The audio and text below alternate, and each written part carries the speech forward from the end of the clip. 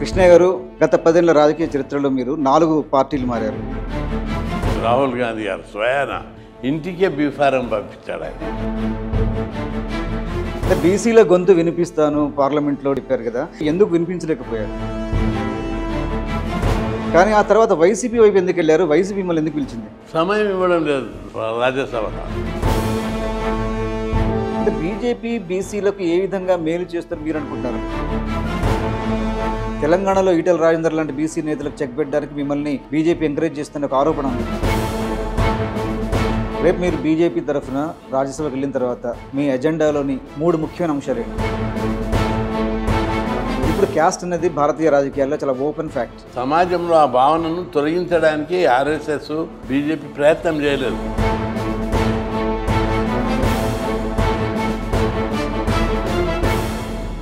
రాజకీయాలు వచ్చిన తర్వాత కొంత డైల్యూట్ అయ్యారనే ఆరోపణ ఉంది. దాని విషయం లోపల ఇప్పటికే ప్రధానమంత్రికి 4 సార్లు రిప్రజెంట్ చేశాం.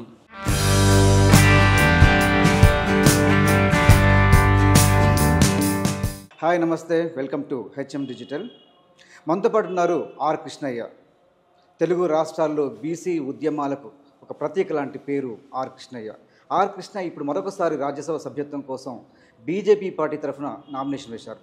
ఈ సందర్భంగా వైసీపీ నుంచి ఎంపీగా ఉన్న కృష్ణయ్య గారు ఇప్పుడు మళ్ళీ ఎందుకు బీజేపీలో చేరారు? బీజేపీ ద్వారా రాజ్యసభకు వెళ్ళి బీసీల హక్కుల కోసం ఏ విధంగా పోరాడాలనుకున్నారు? ఆయన ఉద్దేశాలేంటి, లక్ష్యాలేంటి? ఇవన్నీ ఈ ఇంటర్వ్యూలో తెలుసుకుందాం. కృష్ణయ్య గారు నమస్తే అండి. కృష్ణయ్య గారు గత 10 ఏళ్ల చరిత్ర చూసుకుంటే ఆ 10 ఏళ్ల వెనుకాల ఉన్న ఉద్యమ చరిత్ర వేరు, గత 10 ఏళ్ల రాజకీయ చరిత్ర వేరు. గత 10 ఏళ్ల రాజకీయ చరిత్రలో మీరు 4 పార్టీలు మారారు. ఆల్రెడీ మీరు రాజ్యసభ సభ్యులుగా ఉన్నారు. ఇంకో 2 ఏళ్ళు మీ సభ్యత్వం ఉంది.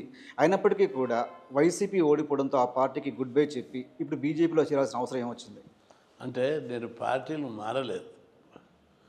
మీరు చూడండి, నేను పార్టీలు నా యొక్క సేవలను గుర్తించి, నా యొక్క అంకితభావం, బీసీల కోసం చేస్తున్న పోరాటం, నా జెన్యూన్ డిమాండ్లను చూసి ఈయన బీసీల అభివృద్ధి కోసం చిత్తశుద్ధితో అంకిత భావంతో పోరాడుతున్నాడని చెప్పి మొట్టమొదట చంద్రబాబు నాయుడు 2014లో తెలంగాణ వచ్చినప్పుడు నేను తెలంగాణ లోపల బీసీ ముఖ్యమంత్రిని, కృష్ణయ్యను ముఖ్యమంత్రిని చేస్తానని ప్రకటించాడు. ముఖ్యమంత్రి పదవి అంటే బీసీలకు మంచి అవకాశం అని చెప్పి చేరడం జరిగింది.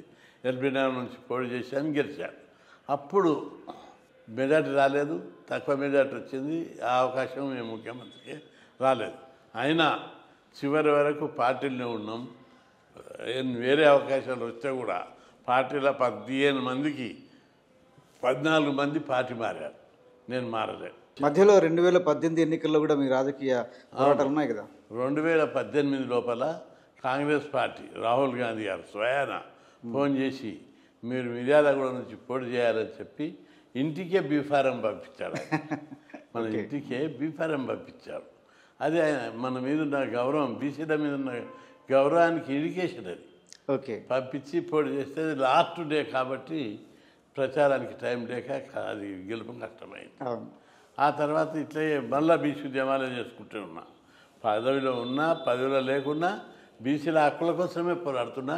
బీసీల అభివృద్ధి కోసం, బీసీల చైతన్యం కోసం, హక్కుల కోసం పోరాడుతున్నా. తెలంగాణ రాష్ట్ర విభజన తర్వాత తెలంగాణలో పోటీ చేసి గెలిచిన మీరు మొదటిసారి గెలిచారు. తర్వాత మీరు అన్నట్టుగా తక్కువ సమయంలో ఈ బీ ఫారం తీసుకొని పోటీ చేయడం వల్ల కొంత సమయం చిక్కకపోవడం కూడా ఒక కారణమైంది.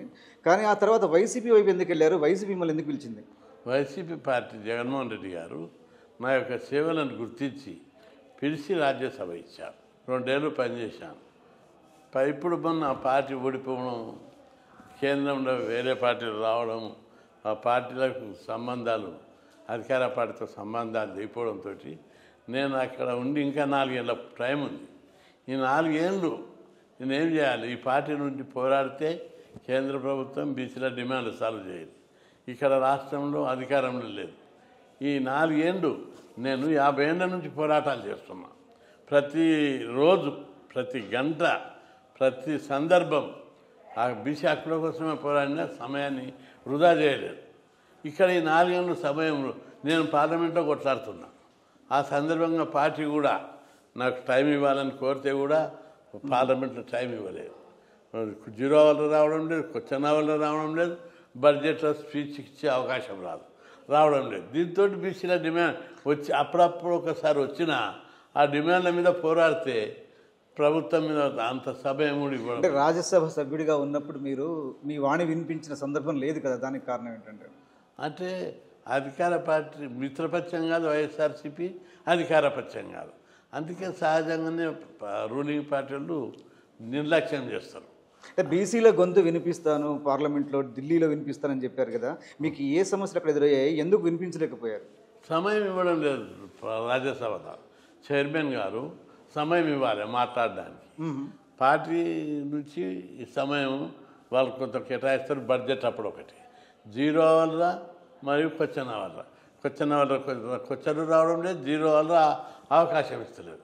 బడ్జెట్ సందర్భంగా వేరే వాళ్ళకు పోతున్నాయి. దాంతో నాకు అవకాశం రాదు. పార్లమెంట్కి పోవడం, కూర్చోవడం, సంతకం పెట్టడం, మళ్ళా నెల జీతం తీసుకున్న వరకే పరిమితం అవుతుంది. ఈ 4 ఏళ్ళు కూడా ఇట్లే వృధా అవుతాయి. బీసీలకు ఏదో చేయాలి. నాకు ఇప్పుడు 70 ఏళ్ళు. ఈ జీవితంలో బీసీలకు ఇప్పటి వరకు పోరాడి దేశంలో ఎక్కడ లేని విధంగా తెలుగు రాష్ట్రాల్లో అనేక స్కీములు, వేలాది జీవో దీపించాను, 12,000 ఉద్యమాలు చేశాను. ప్రతి ఉద్యమం విజయవంతం అయ్యింది. ఈరోజు దేశంలో ఎక్కడ లేని విధంగా మన తెలుగు రాష్ట్రాల్లో 6,000 హాస్టళ్ళు ఉన్నాయి. అంటే మీరు ఒకసారి వినాలి. చెప్పండి. 6,000 హాస్టళ్లలో 6 లక్షల మంది విద్యార్థులు ఎస్సీ ఎస్టీ బీసీలు చదువుకుంటున్నారు. ఇవి ప్రభుత్వంతో పోరాడి పెట్టించడం. అదేవిధంగా దేశంలో ఎక్కడ లేని విధంగా గురుకుల పాఠశాలలు పెట్టించాం. ఈ స్కీము దేశంలో ఎక్కడ లేదు. అందులో 8 లక్షల మంది 1,500 గురుకులాలలో చదువుతున్నారు. ఫీజు రియంబర్స్మెంట్ స్కీమ్ పెట్టించాం. ప్రతి ఒక్కరికి స్కాలర్షిప్ పెట్టించాం. స్టడీ సర్కిల్ పెట్టించాం. కార్పొరేషన్లు పెట్టించాం. ఈ విధంగా బీసీ నేతగా మీరు బీసీ కులాలకు ఎలాంటి ప్రయోజనాలు సిద్ధించాలనుకున్నారో ఆ దిశగా మీరు పోరాటాలు చేశారు, కొన్ని విజయాలు సాధించారు.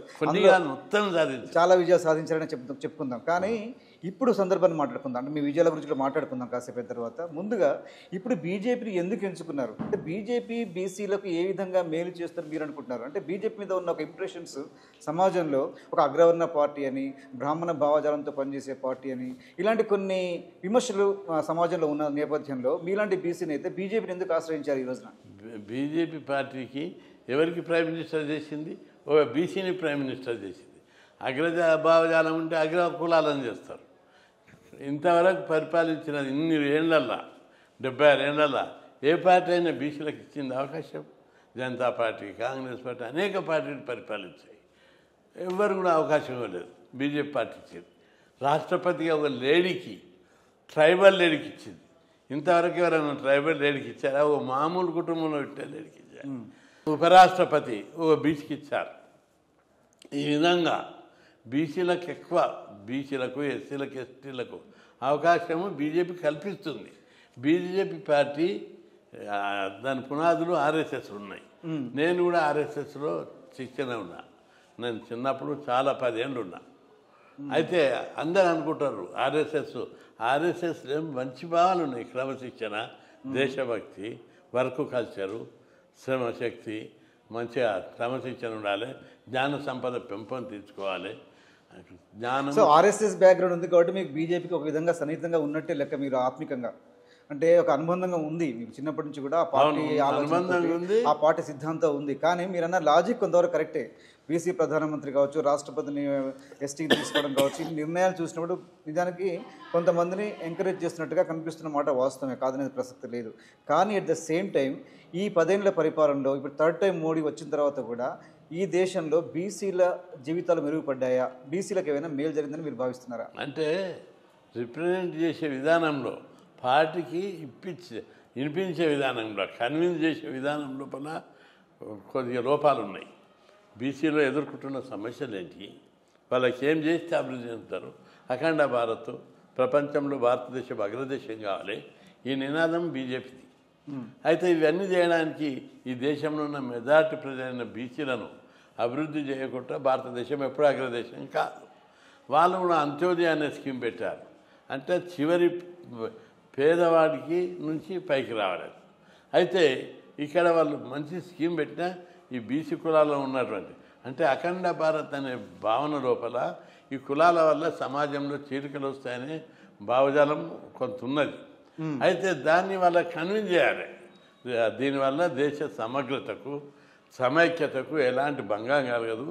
ఇది భారతదేశంలో పునాదులతోటి ఉన్నది. అది చెప్పే విధానం లోపల ఉంటుంది. పార్టీలో క్రమశిక్షణ ఎక్కువ. చెప్పడానికి చాలామంది భయపడతారు. మిమ్మల్ని ఒక సూటిగా తప్పనిసరి చెప్తా. మిమ్మల్ని ఒక సూటిగా ఒక ప్రశ్న అడుగుతాను. భారతీయ జనతా పార్టీలో హిందుత్వవాదులు నిజానికి మను ధర్మశాస్త్రాన్ని సమర్థిస్తారు, కుల వ్యవస్థను సమర్థిస్తారు. ఇలాంటి పరిస్థితులు, ఇలాంటి వ్యక్తులు, ఇలాంటి బలమైన భావజాలు ఉన్న వాళ్ళు ఆ పార్టీలో ఉన్నత స్థానాల్లో ఉన్నారు. అలాంటి వాళ్ళు ముఖ్యమంత్రుడు అయ్యారు ఆ పార్టీ నుంచి. అలాంటి వాళ్ళ మధ్యన మీరు బీసీ స్వరాన్ని వినిపించి ఈ 10 సంవత్సరాల్లో బీసీలో జరగని ప్రయోజనాలు ఏమైనా కొత్తగా ఎలా ఆశిస్తారు, ఎలా సాధిస్తారు? అంటే సమాజంలో ఆ భావనను తొలగించడానికి ఆర్ఎస్ఎస్ బీజేపీ ప్రయత్నం చేయలేదు. ఆ భావజాలం చాలా రోజులు వస్తుంది. నేను ఆర్ఎస్ఎస్లో ఉన్నా. నన్ను వాళ్ళు తీర్చిదిద్దారు. నన్నే నాయకుడిని ఉంచారు. చాలా మీటింగ్లకు, చాలా క్లాసెస్కు నేనే వెళ్ళేవాడిని. నా ఖర్చులు కూడా సంస్థనే భరించేది. ఆర్ఎస్ఎస్ ఏముంటుంది, ఎవరి ఖర్చులు వాళ్ళే భరించాలి, ఎవరు వాళ్ళు బట్టలు ఉతుకోవాలి, గిన్నెలు కడుక్కోవాలి, ఎవరి వాళ్ళు స్వయం సేవకు ఉండాలి అనేది ఉంటుంది. కానీ నేను ఆర్ఎస్ఎస్ ఉన్నప్పుడు నాకు ఆర్థికంగా తల్లిదండ్రులు దూరం ఉండడంతో మొత్తం ఖర్చులు ఆర్ఎస్ఎస్ఏ పెట్టింది. నన్ను తీర్చిదిద్దింది, నాయకత్వాన్ని నేర్పి. ఇప్పుడున్న పరిస్థితులు మాట్లాడినప్పుడు ఒక బీసీని వాళ్ళు ఎందుకు చేస్తారు అట్లా? అక్కడ ఎందుకు మిమ్మల్ని అవకాశం, ప్రతిభ ఉంటే. మీరు ఒక మాట అన్నారు, నేను పార్టీల దగ్గరికి వెళ్ళలేదు, పార్టీలే నా దగ్గరికి వచ్చాయి అని చెప్పారు. నేను పార్టీలో మారలేదు, పార్టీలే నన్ను ఆహ్వానించాయని చెప్పారు.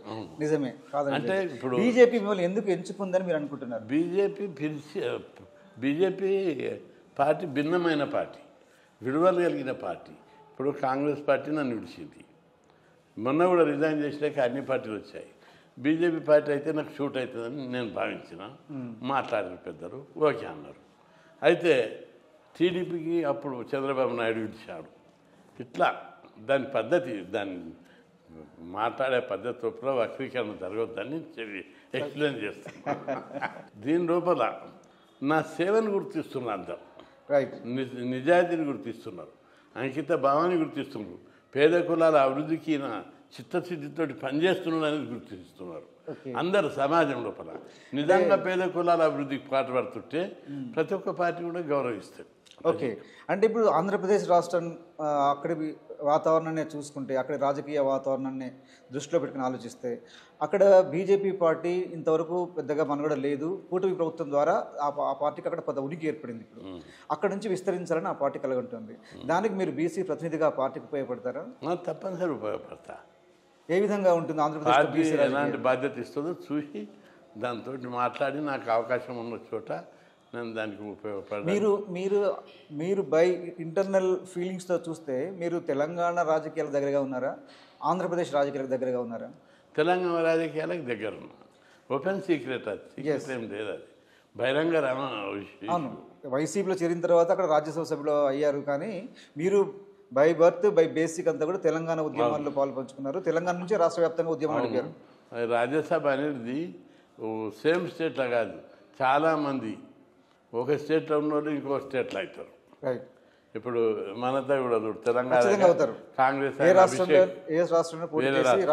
మన లక్ష్మణ్ గారు ఉత్తరప్రదేశ్, అదే కర్ణాటకలో వేరే రాష్ట్రం. అంటే మీరు ఇక్కడ ఆంధ్రప్రదేశ్ నుంచి ఎన్నికైన తర్వాత కూడా తెలంగాణ రాజకీయాల్లో చురుగ్గా ఉంటారా? అంటే నేను ఇక్కడ ఉన్నా కాబట్టి బేసిక్గా ఇక్కడ సమస్యల మీద తప్పనిసరిగా పోరాడితే అది నా బేస్. అంటే ఒక విధంగా ఇంకొక రాజకీయ చర్చ కూడా వినిపిస్తోంది. మీరు ఆంధ్రప్రదేశ్ నుంచి ఎంపీగా వెళ్ళినా కూడా తెలంగాణలో ఈటెల రాజేందర్ లాంటి బీసీ నేతలకు చెక్ పెట్టడానికి మిమ్మల్ని బీజేపీ ఎంకరేజ్ చేస్తున్న ఒక ఆరోపణ ఉంది. దీనికి ఏమంటారు? అదేం అట్లా నేను భావించడం లేదు. వీళ్ళకి వ్యతిరేకంగా వాళ్ళకి వ్యతిరేకంగా బీజేపీలో ఉండదు. అట్లా బీజేపీలో విలువలు కలిగిన పార్టీ, విలువలు, నీతి, నిజాయితీ, ఒక పద్ధతి, క్రమశిక్షణ కలిగిన పార్టీ దేశంలోనే కాదు ప్రపంచంలోనే గొప్ప పార్టీ. అలాంటి విలువలు కలిగిన పార్టీ అని చెప్తున్నారు కదా, ఎందుకు తెలంగాణలో కానీ అక్కడ కానీ ఒక బీసీని పార్టీ అధ్యక్షుడిగా ఎందుకు పెట్టలేకపోతుంది? ఎందుకు చేస్తూనే ఉన్నారు కదా. ఒకటి బండి సంజయ్ని చేశారు, తర్వాత మళ్ళీ వెనక్కి వచ్చారు, మళ్ళీ ఈసారి అధ్యక్ష నియామకంలో జాప్యం జరుగుతోంది. అది చూడాలి. వాళ్ళు అన్ని కోణాలలో ఆలోచించి, ఏ పార్టీ అయినా రాజకీయ పార్టీ ఏం ఆలోచిస్తుంది, అధికారంలో రావడానికి ఆలోచిస్తుంది, పార్టీని డెవలప్ చేయడానికి ప్రయత్నిస్తుంది. రా ఇతర సంస్థలు స్వచ్ఛంద సంస్థలు వేరు, రాజకీయ పార్టీ వేరు. రాజకీయ పార్టీకి ఎజెండా ఉంటుంది అధికారంలోకి రావాలని, ఓకే. అందుకు తగ్గట్టు వ్యూహాలు వేస్తాం. రేపు మీరు బీజేపీ తరఫున రాజ్యసభకు వెళ్ళిన తర్వాత మీ ఎజెండాలోని 3 ముఖ్యమైన అంశాలు ఏంటి? మా ముఖ్య అంశాలు బీసీలకి అన్ని రంగాల్లో వాటా లభించాలి. దాని మీద బీజేపీ పార్టీకి అధిష్టానానికి సరైన పద్ధతిలో వాళ్ళకు కన్విన్స్ చేయాలి. బీసీలకు ఎట్లా అన్యాయం జరిగింది, ఎట్లా చేస్తే అభివృద్ధి చెందుతుంది. అంటే స్పెసిఫిక్గా మాట్లాడుకోవాలంటే బీసీలకు ఇప్పుడు తక్షణంగా కావాల్సిన ప్రధానమైన డిమాండ్ ఏదని మీరు అనుకుంటున్నారు? దేశంలో బీసీలు నెక్స్ట్ లెవెల్కి వెళ్ళాలంటే ముందుగా ఏ డిమాండ్ పరిష్కరించాల్సిన అవసరం ఉంది? అంటే మన దగ్గర చదువు, ఉద్యోగం, ఆర్థికంగా డెవలప్ అవ్వడం ఎజెండాగా ఇక్కడ జరిగింది. 4వ ఎజెండా రాజ్యాధికారంలో వాటా. ఇతర రాష్ట్రాల్లో కూడా చదువు, ఉద్యోగం, ఉపాధి, రాజ్యాధికారంలో వాటా. దేశంలోని అన్ని రాష్ట్రాల్లో కూడా హాస్టల్ పెట్టాలి, గురుకులాలు పెట్టాలి, స్కాలర్షిప్లు ఇవ్వాలి, ఫీజు రియంబర్స్మెంట్ పథకాలు పెట్టాలి, ఫెడరేషన్లు, కార్పొరేషన్లు, కుల కార్పొరేషన్లు ఏర్పాటు చేయాలి, ఆర్థికంగా సబ్సిడీ రుణాలు ఇవ్వాలి. ఇట్లాంటి అన్ని కుల వృత్తులు పోతున్నటువంటి దశలో యాంత్రీకరణ జరుగుతుంది. ఈ కుల వృత్తుల వాళ్ళందరూ ఉపాధి లేక ఆత్మహత్యలకు పాల్పడుతున్నారు. వాళ్ళకు ప్రత్యామ్నాయ ఉపాధి కల్పించాలి. ఈ దిశగా ఈ కులాల యొక్క శక్తియుక్తులు, వాళ్ళ యొక్క ప్రతిభను సమాజ ప్రగతికి, దేశ అభివృద్ధికి వీళ్ళని వినియోగించుకోవాలని, వీళ్ళ శ్రమశక్తిని భారతదేశ అభివృద్ధికి వినియోగించుకోవాలని, ఆ దిశగా వీళ్ళని మోల్డ్ చేయాలి, వీళ్ళ స్కిల్స్ను డెవలప్ చేయాలని తప్పనిసరిగా ప్రభుత్వం దృష్టికి తీసుకెళ్తారు. మీరు ఒక మాట అన్నారు గతంలో ఒక ఇంటర్వ్యూలో మాట్లాడుతూ, బీసీలకు రాజ్యాధికారం రావాలంటే వాళ్ళకు కూడా చట్టసభల్లో రిజర్వేషన్స్ ఉండాలని. అది ఎట్లా సాధ్యమవుతుంది? దానికి ఎలాంటి ప్రణాళిక ఉంది? చట్టసభలో రిజర్వేషన్లు పెట్టాలని 30 ఏళ్ల నుంచి పోరాడుతున్నారు. ఇప్పుడు ఇది ప్రజాస్వామ్యం. ప్రజాస్వామ్యంలో ప్రతి కులానికి, ప్రతి సామాజిక వర్గానికి వాళ్ళకు జనాభా ప్రకారం వాటా లభించాలి. ఒక తల్లికి పిల్లలు పుడితే పిల్లలందరికీ సమానమైన వాటా ఇస్తారు.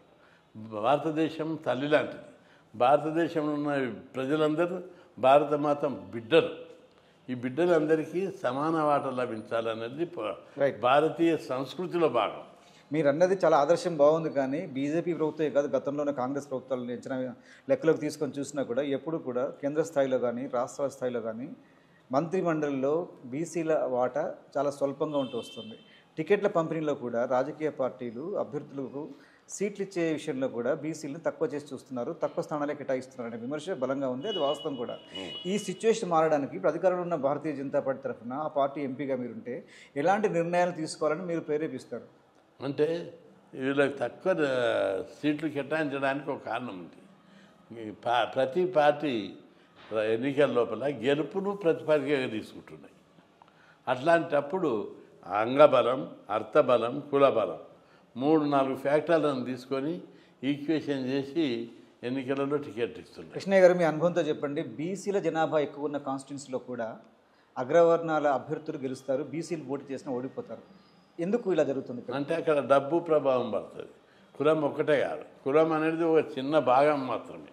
డబ్బు ఒకటేనా? ఐక్యత లేకపోవడం, డబ్బు, లీడర్షిప్ క్వాలిటీస్. ఎస్, అంటే ఐక్యత లేకపోవడం అనేది కూడా ఒక విమర్శ. ఐక్యత అనేది కాదు, అంటే ప్రజలందరూ కులకోణంలో చూడడం లేదు ఎన్నికలను. కొన్ని సందర్భాల్లో అది కులకోణం పనిచేస్తుంది, కొన్ని సందర్భాల్లో పనిచేయదు.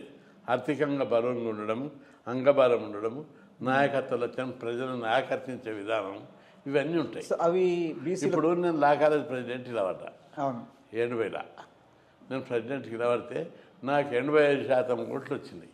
ప్రజలను ఆకట్టుకుంటున్నాను నేను. మళ్ళీ అక్కడ బీసీలు తక్కువ, చాలా. మొత్తం అందరు ఓట్లు వేస్తుంటే క్రిస్టియన్ పడ్డాయి. ఏంటిది అది? నాయకత్వ లక్షణాలు. కులం కోణంలో చూస్తే నాకు పడవద్దు అన్ని ఓట్లు. అక్కడ అప్పుడు బలంగా పార్టీలు ఉన్నాయి, నాయకులు ఉన్నారు, ఏమాయేమి ఉన్నారు, కోటీశ్వరులు ఉన్నారు, కాలాలు వచ్చేటోళ్ళు. అది మామూలు విషయం కాదు. 40 ఏళ్ళ కింద దాదాపు ఇంకెక్కువనే. అప్పుడే మీరు 85% ఓట్లు సాధించారు ఓయూలో, అంటే మామూలు విషయం కాదు. అక్కడ లా కాలేజ్ ప్రెసిడెంట్గా అప్పుడున్న చైతన్యం ఎందుకు ఇంకా పెరుగుతూ రాలేదు? తగ్గుతూ వచ్చిందా? ఏమైనా ఎక్కడ సమస్య ఉంది? ఏది? బీసీల్లో ఒక చైతన్యం కానీ. చైతన్యం అది అక్కడ బీసీల చైతన్యం కాదు. బీసీలో లేరు చైతన్యం. మీరు అన్నారే నాయకత్వ లక్షణాలు ఉండడం వల్ల మనం అది ఆ నాయకత్వ లక్షణాలు బీసీలకు ఇంకా ఎందుకు నాయకత్వ లక్షణాలు అనేది చాలా ప్రాముఖ్యత చూస్తాయి. ప్రజలను ఆకట్టుకోవడం, ఎట్లా ఆర్గనైజ్ చేయాలి, ఓట్లు వేయించుకోవాలి, ఇవి అన్ని అంశాలు. ఒకటి అంగబలం, అర్థబలం, నాయకత్వ లక్షణాలు. నాలుగో ఫ్యాక్టర్ కులం.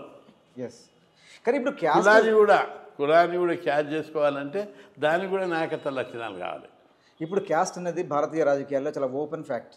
అందరూ కుల ప్రాతిపదిక రాజకీయాలే చేస్తున్నారు కాబట్టి కులం వెనకబెట్టి ముందుకు వచ్చే ముసుగులో గుద్దులాట ఇప్పుడు ఏమీ లేదు. అంత ఓపెన్గా మేము క్యాస్ట్, రెడ్డి, వెలమ్మ, బీసీ, పలానా కులం అని చెప్పి మరి వస్తున్నారు. కుల ప్రాతిపదికన ఓట్లు సమీకరించుకునే ఒక ఓపెన్ సొసైటీలో మనం ఉన్నాం. సర్వే కూడా చేసి కూడా ఏ కులం ఎంతమంది జనాభా ఉంది కూడా మనం లెక్కేసుకోవాల్సిన అవసరం ఉందని కూడా బీసీలో డిమాండ్ చేస్తున్న సందర్భం. ఇలాంటి సందర్భంలో దామాషా ప్రాతిపదికన ఆయా కులాలకు చట్టసభలో ప్రాతినిధ్యం ఉండాల్సిన అవసరం ఉంది. కానీ ఆ కళ నెరవేరుతుందా, ఎప్పటికీ నెరవేరుతుంది, ఎలాంటి చర్యలు తీసుకుంటే ముందుకు? దాని విషయం లోపల ఇప్పటికే ప్రధానమంత్రికి 4 సార్లు రిప్రజెంట్ చేశాం, పార్టీ నాయకులకు రిప్రజెంట్ చేశాం, అన్ని పార్టీలకు విజ్ఞప్తి చేశాం.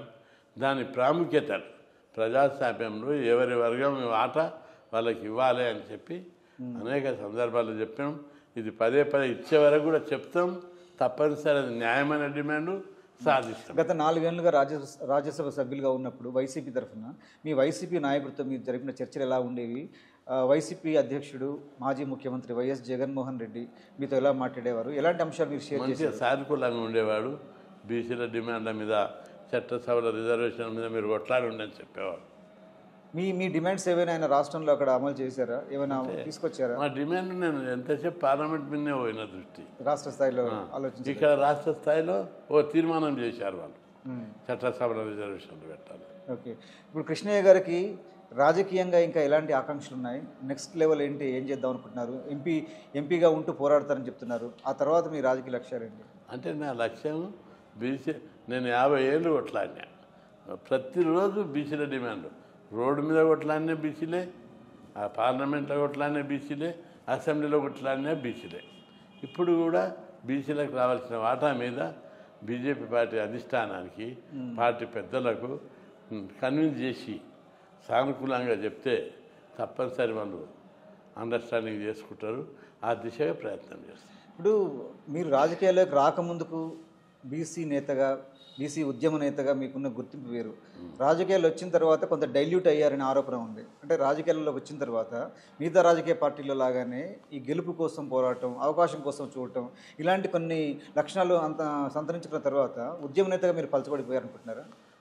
నేను ఎప్పుడు ఉద్యమానికి, బీసీల డిమాండ్కే ప్రాధాన్యత ఇచ్చాను. అంటే ఇలాంటి విమర్శలకు జవాబు చెప్తారు. అవి అన్నీ ఉభజనితం. అవి ఒట్టిగా ఉభజనితం. ఎక్కడ డివియేట్ అయినా, ఇప్పుడు పార్టీలో ఉన్నా, అసెంబ్లీలో ఏం మాట్లాడినా బీసీల గురించి, పార్లమెంట్లో ఏం మాట్లాడినా బీసీల గురించి. నాకు నిజంగా పార్టీ అస్తిత్వం కోసం, ఉనికి కోసం, స్వప్రయోజనం కోసం అంటే వేరే డిమాండ్లు మాట్లాడతా. మీరు నా రికార్డ్సే చూపెడతాయి ఆడ. కాబట్టి రికార్డ్స్ బయట, లోపట, రోడ్డు మీద, పార్లమెంట్ బయట, పార్లమెంట్ లోపట, ప్రతి చోట నినాదం అదే నినాదం. అది దేశం అందరికీ తెలుసు. చరిత్రలో ఓర్వలేని వాళ్ళు ఉంటారు, కొందరు బీసీలు అంటే ఎవరు ఉన్నోళ్ళు ఉంటారు, నాయకులు అంటే ఎవరు ఉన్నోళ్ళు ఉంటారు, నేనంటే ఎవరు ఉన్నోళ్ళు ఉంటారు. వాటిని పట్టించుకోవాల్సిన అవసరం. ఒక నాయకుడికి ఒక లక్ష్యం ఉంటుంది. ఆ లక్ష్యం సాధించడమే మార్గం చూస్తారు తప్ప ఇవన్నీ ఆలోచించరు. చరిత్రలో కొంచెం వెనక్కి వెళదాం. 2014 ప్రాంతంలో టీడీపీలో మీరు గెలిచిన తర్వాత ఫ్లోర్ లీడర్ అన్నారు. అసలు ఆ పార్టీ అధికారంలోకి వస్తే మీరే ముఖ్యమంత్రి అభ్యర్థి అనే స్థాయిలో ప్రచారం జరిగింది. అప్పుడు నిజానికి పార్టీలో ఏం జరిగింది? మీరు ఆ పార్టీకి ఎందుకు దూరం అయ్యారు? కొంతకాలం తర్వాత విదిన్ 6 monthsలోనే అసలు కృష్ణయ్య గారు టీడీపీలో ఉన్నారా, కనీసం ఎమ్మెల్యేగా ఉన్నారా, ఫ్లోర్ లీడర్ సంగతి తర్వాత ఇలాంటి చర్చలు వచ్చాయి కదా, అప్పుడు ఏం జరిగింది? అప్పుడు ఏం జరగలేదు. నేను అసెంబ్లీలో పోయినాక కూడా అసెంబ్లీలో బీసీల గురించి మాట్లాడినా. బయట ఉద్యమాలు, అసెంబ్లీలో బీసీల గురించి. అయితే పార్టీ కార్యక్రమాల్లో పాల్గొనలేదు. దూరంగా ఉన్నారు పూర్తిగా. అవును, దూరంగా ఉన్నా. టీడీపీ గెలిచిన తర్వాత పార్టీ కార్యక్రమాలు పూర్తిగా దూరంగా ఉన్నారు. ఎందుకు అలా జరిగింది? బీసీల గురించి పోరాడడానికే సమయం జరుగుతుంది. మీకేమైనా సమస్యలు ఎదురయ్యాయా? టీడీపీ బీసీ సమస్య గొప్పది. బీసీల హక్కుల గురించి పోరాడే సమస్య ఒక సామాజిక సమస్య. దానికోసం పోరాడుతున్నందుకు కూడా గర్వపడుతున్నాం. దానికే ప్రాధాన్యత ఇచ్చిన, ఎప్పుడు దానికే ప్రాధాన్యత ఇచ్చిన, అంతేగాని వేరేదేం కాదు. ఇప్పుడు మీరు తెలంగాణ రాష్ట్రంలో చూసినప్పుడు తెలంగాణ రాష్ట్రంలో బీసీల పరిస్థితి ఇప్పుడు ఎట్లా ఉంది? గత 10 ఏళ్ల కేసీఆర్ పరిపాలన చూసినప్పుడు బాగుందా? ఈ ఏడాది పరిపాలనలో రేవంత్ రెడ్డి ప్రభుత్వం ఏమైనా బీసీల కోసం చేసిందా మీరు అంటే అనుకుంటున్నారా? కంపేర్ చేయను కానీ ఎవరిది వాళ్ళకే ఉంటుంది. బీసీ భవనం చూసినప్పుడు మనకు గురుకులాలు పెట్టించాడు, ఉమ్, అవి అట్లా చేశాడు. రేవంత్ రెడ్డి గారు వచ్చినాక గురుకులాలకు బంగ్లాలు కడుతుండ్రు, స్కాలర్షిప్లు పెంచారు, ఫీజులు పెంచాడు, అదేవిధంగా కార్పొరేషన్లు ఏర్పాటు చేశాడు, కుల వృత్తులకు రుణాలు ఇస్తానని చెప్తున్నాడు, ఇంటిగ్రేటెడ్ హాస్టల్స్ పక్క భవనాలు కట్టి మరింత డెవలప్ చేస్తానని కృషి చేస్తున్నారు. ఎవరి స్టాండ్ వాళ్ళు. అంటే కేసీఆర్ ప్రభుత్వం బీసీలకు కులాల వారీగా భవనాలు కేటాయించడం, స్థలాలు కేటాయించడం అనే దాని మీద కులాల విమర్శలు వారిగా వచ్చాయి కదా? భవనాలు దాని మీద మీరు ఏమంటారు? కేటాయించడము నేను దాన్ని గొప్పగా భావిస్తలేను. కానీ గురుకులాలకి 119 119 కేటాయించడాన్ని దాన్ని అభినందిస్తున్నాం. రైట్. ఇప్పుడు మీరు తక్షణమే అంటే స్థానికంగా అంటే క్షేత్రస్థాయిలో బీసీల జీవితాలు మెరుగు కావాలంటే చాలామంది బీసీలు పట్టణ స్థాయిలో ఉన్న వాళ్ళు కొంత ఉద్యోగాలు చేసుకుంటారు, కానీ చిన్న చిన్న పట్టణాలు గ్రామీణ స్థాయిలో ఉన్న బీసీలు ఇప్పటికీ కుల వృత్తిలోనే తమ జీవనాన్ని కొనసాగిస్తున్నారు. వీళ్ళ పరిస్థితి పెద్దగా మార్పు రాలేదు, చాలా కష్టాలు పడుతున్న పరిస్థితి ఇప్పటికీ ఉంది. నిజానికి ఎస్సీ ఎస్టీలో కొన్ని చట్టపరమైన రక్షణలు కనిపించింది రాజ్యాంగం, ఆ తర్వాత కొన్ని చట్టాలు కూడా వచ్చాయి. కానీ బీసీలకు ఇలాంటి రక్షణ ఉందా? అవమానాలను ఎదుర్కోవడానికి కానీ, ఆర్థికంగా ఏమైనా ఇబ్బందులు ఎదుర్కోవడానికి కానీ బీసీలకు ఒక రక్షణ వ్యవస్థ మనకు ఎందుకు లేదంటారు? అవి లేవు కాబట్టి అవి కావాలని కుట్లాడుతున్నాం. అవి లేవు. బీసీలకు రాజ్యాంగబద్ధమైనటువంటి హక్కులు, అవకాశాలు లేవు. అవి కల్పించాలి. రాజ్యాంగబద్ధమనే మా ప్రధానమైన బీజేపీ ప్రభుత్వం అలాంటి నిర్ణయాలు తీసుకుంటుందని, ఆ దిశగా ప్రయత్నం చేస్తుందని మీరు నమ్ముతున్నారా? ప్రభుత్వాలు ప్రయత్నం చేయి, మేము ఒత్తిడి చేస్తాం. ఒత్తిడి చేస్తే తప్పనిసరి సానుకూలంగా స్పందిస్తారు. చాలా డిమాండ్. ఇప్పుడు చూడు, సెంట్రల్లో కూడా ప్రధానమంత్రి నరేంద్ర మోడీ వచ్చినాక జాతీయ బీసీ కమిషన్కు రాజ్యాంగబద్ధమైన హోదా ఇచ్చాడు. కేంద్రంలో ఏబిసిడీలు పెట్టడానికి కమిషన్ వేశారు, వాళ్ళు సిఫార్సు చేశారు. జనాభా లెక్కలు వచ్చినాక అది ఏబిసిడి చేస్తున్నారు. ఇట్లే కేంద్రంలో మంత్రిత్వ శాఖ ఒప్పుకున్నారు, తొందరలో వేస్తాడని నేను అనుకుంటున్నాను. మంత్రిత్వ శాఖ వస్తే ఫైనాన్షియల్ బెనిఫిట్స్, ఎడ్యుకేషనల్ బెనిఫిట్స్ అన్నీ కూడా వచ్చేస్తాయి. అట్లా. ఓకే, ఇప్పుడు రాజ్యసభ సభ్యులు అయిన తర్వాత మీ కార్యక్రమాలు చెప్తున్నారు. అయితే మళ్ళీ ఈ రాష్ట్ర రాజకీయాల వైపు దృష్టి సారించే అవకాశం ఏమైనా ఉందా? తెలంగాణ రాష్ట్ర రాజకీయాల వైపు. రాష్ట్ర రాజకీయాలు దేశ రాజకీయాలు కాదు. బీసీల హక్కుల గురించి నేను పోరాడుతున్నా. అది ఎప్పుడు పర్యావరణం కొట్లాడుతూనే ఉంటాను. పార్టీ లోపల, పార్టీ బయట, ప్రభుత్వం లోపల, ప్రభుత్వం బయట. అది బ్రాండెడ్, అది అందరికీ తెలుసు. ఈ స్టాండ్ మీద ఉంటాడు. అది రైట్. దాన్ని ఒప్పుకునే వాళ్ళు నాకు ఆహ్వానిస్తారు. సో మరొక టర్మ్ ఎంపీగా మీరు పార్లమెంట్కి వెళ్ళబోతున్నారు. మీరు ఆశిస్తున్న లక్ష్యాలు నెరవేరాలని, మీరు ఏదైతే డిమాండ్స్ ముందు తీసుకెళ్తున్నారో ఆ విషయంలో పాజిటివ్ రిజల్ట్స్ మీరు సాధించాలని కోరుకుంటూ thank you so much Krishnaiah గారు నాతో ఇంటర్వ్యూ ఇచ్చినందుకు. Thank you.